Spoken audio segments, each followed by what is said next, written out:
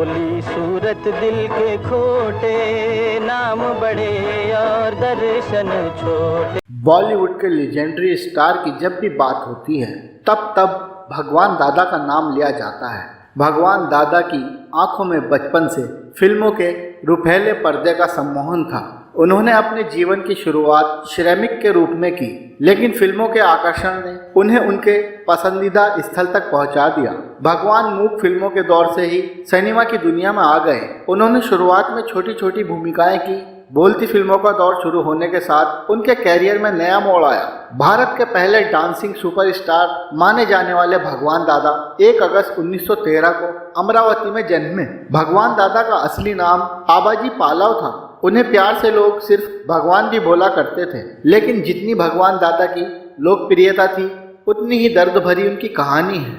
गरीबी से अमीरी तक का सफर तय करने वाले भगवान के पास कभी समंदर किनारे आलीशान बंगला हुआ करता था।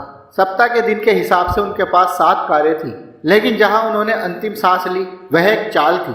आइए बताते हैं भगवान दादा की गरीब से अमीर और फिर गरीब बनने की पूरी कहानी। भगवान दादा के पिता मुंबई की एक टेक्सटाइल मिल में काम किया करते थे। उन्होंने खुद भी इस मिल में मजदूर के रूप में काम किया। उनका बचपन गुर्बत में बीता। दादर परेल के मजदूर इलाकों में खेले बढ़े। 4वीं कक्षा के बाद उन्होंने पढ़ाई छोड़ दी, लेकिन वो सिनेमा को लेकर जुनूनी थे। उन्होंने साइलेंट फिल्मों में छोटी छोटी भूमिकाओं से अपने कैरियर की शुरुआत की। मूक फिल्म क्रिमिनल से पर्दे पर कदम रखने वाले भगवान दादा कॉमेडी के बेताज बादशाह बन गए। भगवान दादा की कड़ी मेहनत रंग लाई। लोग उनके काम करने के तरीके से प्रभावित होते थे। आम लोग, खासकर मजदूरों के बीच उनके द्वारा निभाए गए साधारण किरदार काफ़ी पॉपुलर हुए। इसके बाद भगवान दादा ने अपनी फिल्में बनाने का फैसला लिया।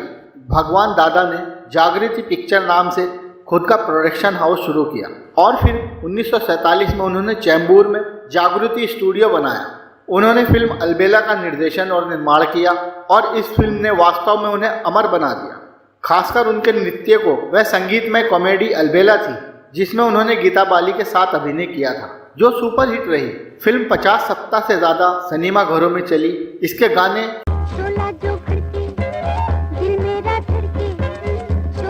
शोला जो भड़के और भोली सूरत दिल के खोटे, नाम बड़े भोली सूरत दिल के खोटे इतने लोकप्रिय हुए कि आज भी लोग इन्हें सुनना पसंद करते हैं। 1938 से 1949 तक उन्होंने कम बजट की स्टंट और एक्शन फिल्मों का निर्देशन किया, जिसने उन्हें दर्शकों के बीच काफ़ी लोकप्रिय बना दिया। वह आमतौर पर एक भोले भाले व्यक्ति की भूमिका निभाते थे। इस अवधि के दौरान उनके द्वारा बनाई गई उल्लेखनीय फिल्मों में से एक तमिल फिल्म वाना मोहिनी थी, जिसमें M.K. राधा और श्रीलंकाई अभिनेत्री थौमनी देवी ने अभिनय किया था। 1942 में एक सीन के दौरान उन्होंने अभिनेत्री ललिता पवार को जोरदार थप्पड़ मारना था। उन्होंने गलती से बहुत जोर से थप्पड़ मार दिया, जिसके परिणाम स्वरूप उनका चेहरा पक्षघात हो गया और बाईं आंख की नस फट गई। 3 साल के इलाज के बाद पवार की बाईं आंख खराब हो गई। भगवान दादा को सफलता और शोहरत मिलती जा रही थी। उन्होंने मुंबई के पॉश इलाके में सी फेसिंग बंगला खरीद लिया, जिसमें 25 कमरे थे। इतना ही नहीं, उनके पास 7 लग्जरी कारें थी और वो सप्ताह में हर एक दिन बदलकर उनका इस्तेमाल किया करते थे। वक्त ने करवट बदली। भगवान दादा ने अलबेला के जादू को फिर से बखेरने के उद्देश्य से लबेला और झमेला नाम की फिल्में बनाई, जो बुरी तरह फ्लॉप हुई। फिर सहमे हुए सपने आई, जो पहले ही शो में फेल हो गई। फिर भगवान दादा किशोर कुमार के साथ हंसते रहने का निर्माण करने लगे। उन्होंने इसमें भारी पैसा लगाया, पत्नी के गहने गिरवी रख दिए और पूरी जमा पूंजी इस पर खर्च कर दी। लेकिन किशोर कुमार ने बीच में ही टाल मटोल करना शुरू कर दिया। वो पागलों जैसा व्यवहार करने लगे। दोनों के बीच कुछ मतभेद आया और भगवान दादा को ये फिल्म बीच में ही बंद करनी पड़ी। उन्होंने 1956 में भागम भाग का निर्देशन किया और अभिनय भी किया। उसके बाद भगवान दादा को कोई और हिट नहीं मिली और अतः उन्हें फिल्मों का निर्माण और निर्देशन छोड़ना पड़ा। उन्हें जो भूमिकाएं मिली उन्होंने ली, लेकिन झनक झनक पायल बाजे, चोरी चोरी और गेटवे ऑफ इंडिया के अलावा कोई भी उल्लेखनीय भूमिका नहीं थी। और अंततः उन्होंने कुछ भूमिकाएं निभाई जिनमें उन्होंने अपना प्रसिद्ध नृत्य किया। भगवान दादा के कई दोस्त थे जो उनके खर्चे पर पार्टी किया करते थे, शराब पीते थे। गुर्बत के दौर में सब दोस्तों ने साथ छोड़ दिया, लेकिन ओम प्रकाश, श्री रामचंद्र और राजेंद्र कृष्ण जैसे दोस्त थे जो अंतिम समय तक उनसे मिलने जाते रहे। आर्थिक तंगी से जूझ रहे भगवान दादा को अपना बंगला और कारें बेचनी पड़ी। पूरा परिवार दादर के एक चौल के 2 कमरों में रहने लगा।